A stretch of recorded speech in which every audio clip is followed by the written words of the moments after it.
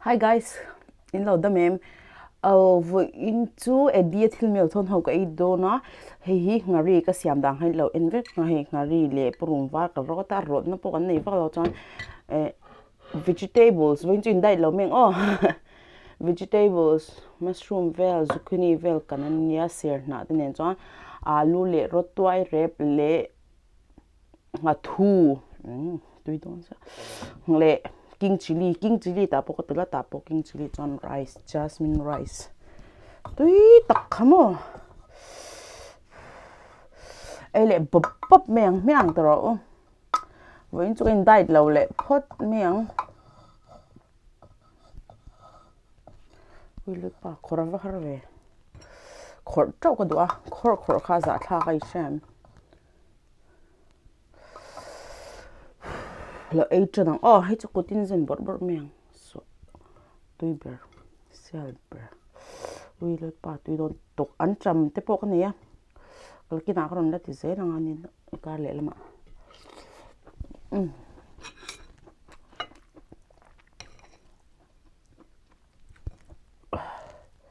ta hết ăn chậm rẹp thêm có thể bốc à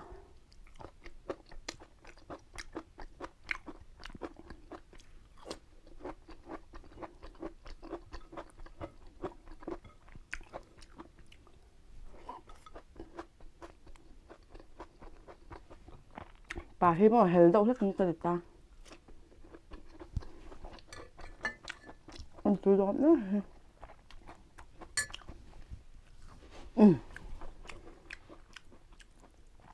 trông vắt vào mấy ô trông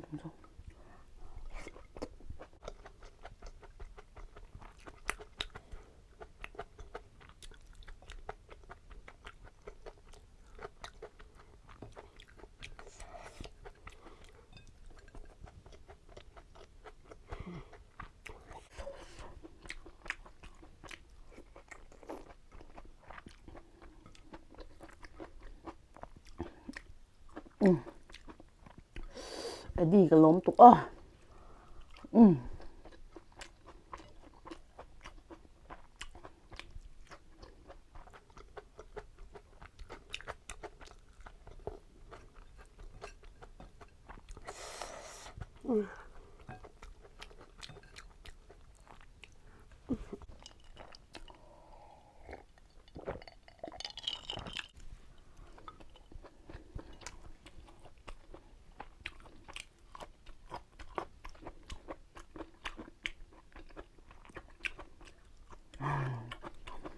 bây giờ bà trôi dấu trong lục như thế vinh trụ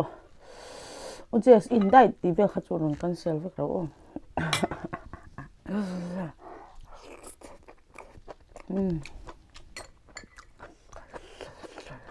kinh chili thật ra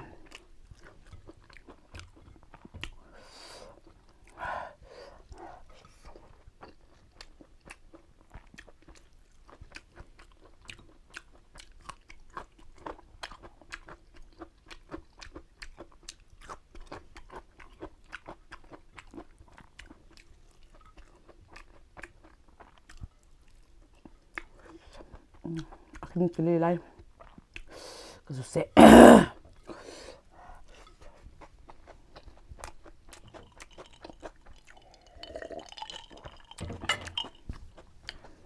khỏi bể lẩu thấy nấu này không anh sẽ không thấy sẽ từ đó có khỏi bể bổ hi người ta có cooker hi người ta nghe vira why my cooker is spinning king chili wartap hay tel tam vak long ka nga tel kha ka I thang vak ngam lo mo thau fe bok sa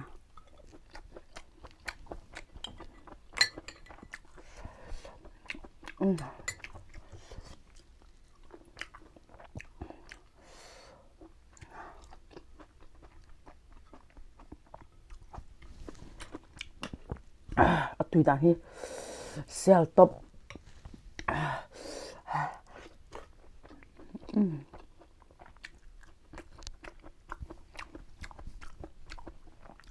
mà cho nó cắn này xí đâu à tên lòng tệ từ bói marcharon na kam nei si lawa he lal zawa yogurt ina akhrot ne thin rim em long chu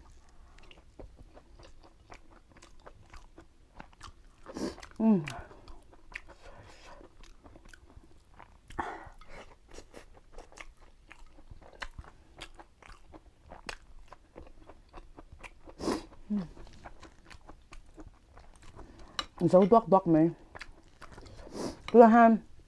riêng ta sòm bật nhị chủ nắng chun ta riêng nó trong mà cái ngâm là ba green tea chứ riêng nó ôi bà lệ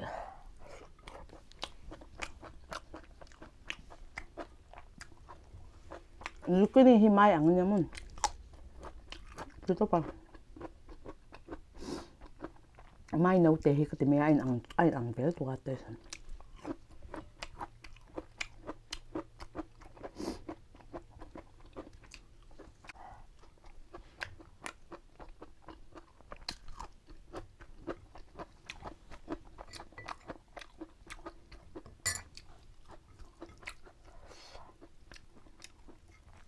cho khỏi những toàn bất khóc lâu rồi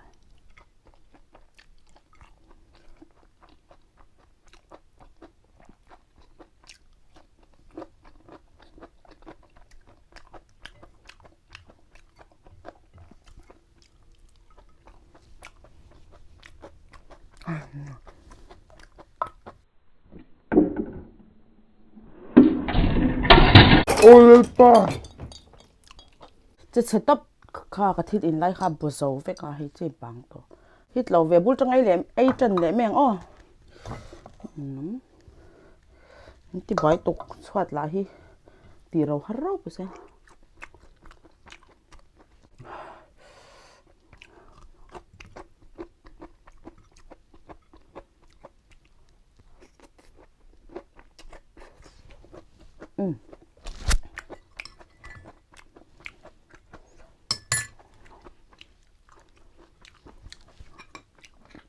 cái vắt thau cái chỗ tộp cắt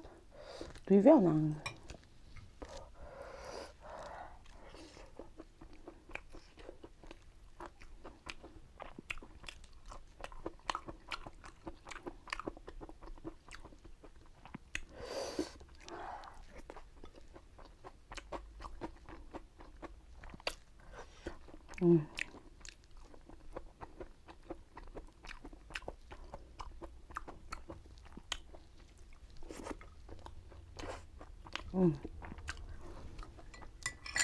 Mari rồi chơi rồi lắm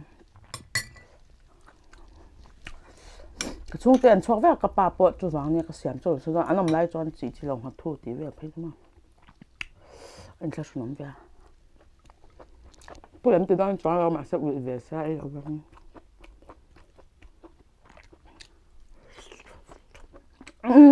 em bốc rồi anh nấu cho có thể nữa tôi đó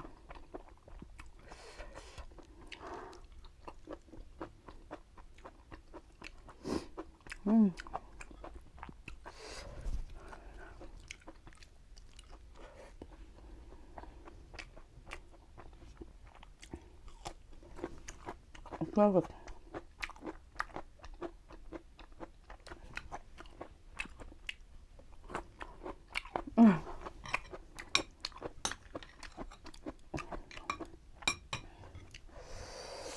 Bilang setiap oh intai thấy rồi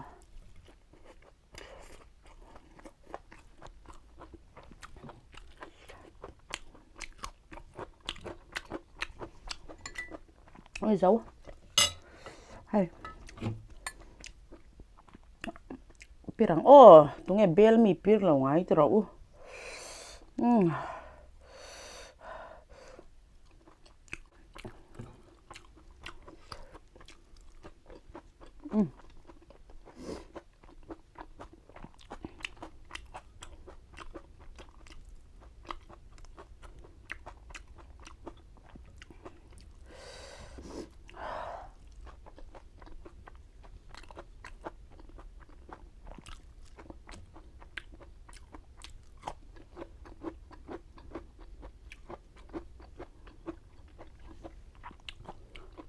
tomato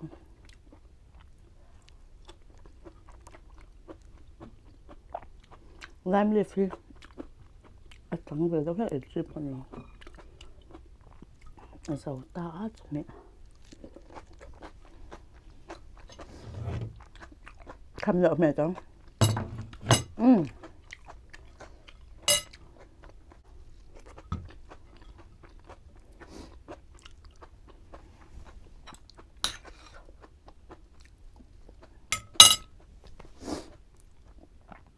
puar atak ve ni tak chu in lo enjoy ngai ka ringa ka channel pakhat zok Jason Tori kha lo subscribe lo cha min lo subscribe sakla chan tu na channel po hi lo subscribe lo cha min lo subscribe sak non ya in vai in ai bai ve u